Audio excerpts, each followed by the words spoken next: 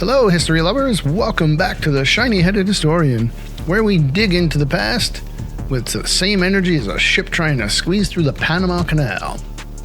I'm your host, Mr. J, history's smoothest, shiniest narrator.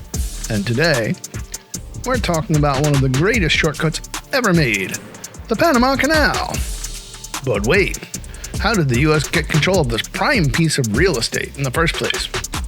Well, my friends, that's where the story takes a, shall we say, an interesting turn. Picture it.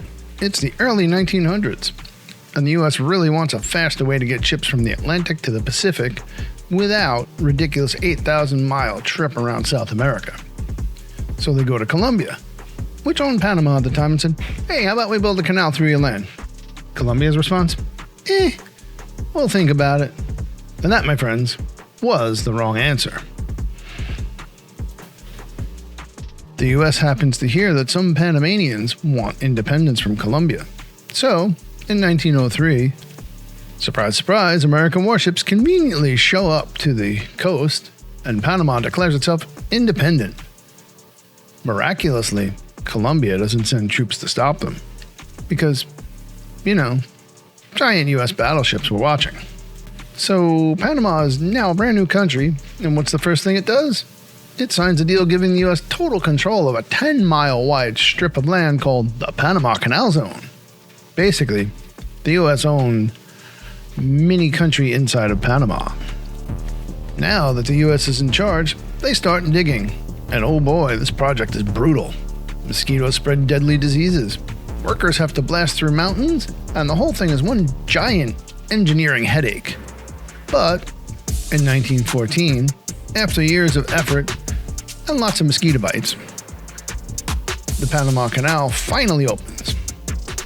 And let me tell you, this canal is a game changer. Trade between the Atlantic and Pacific speeds up, and the U.S. controls one of the most important waterways in the world.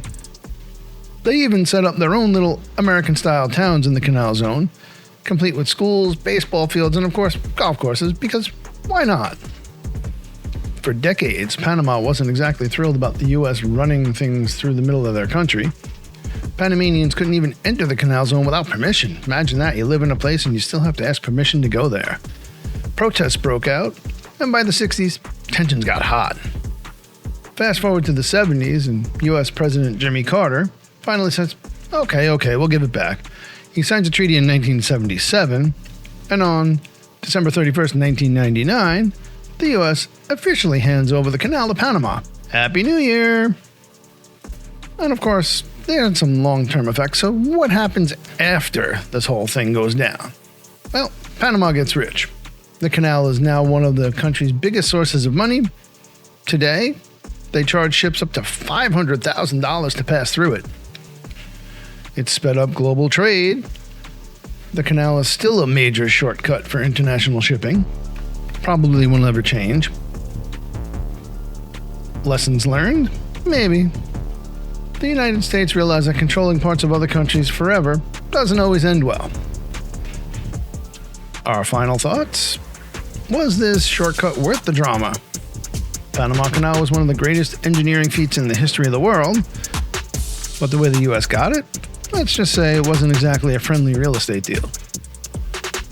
That's all for today, folks. If you like this episode, don't forget to subscribe, and as always, stay curious, stay skeptical, and keep shining bright like my bald head in the summer sun.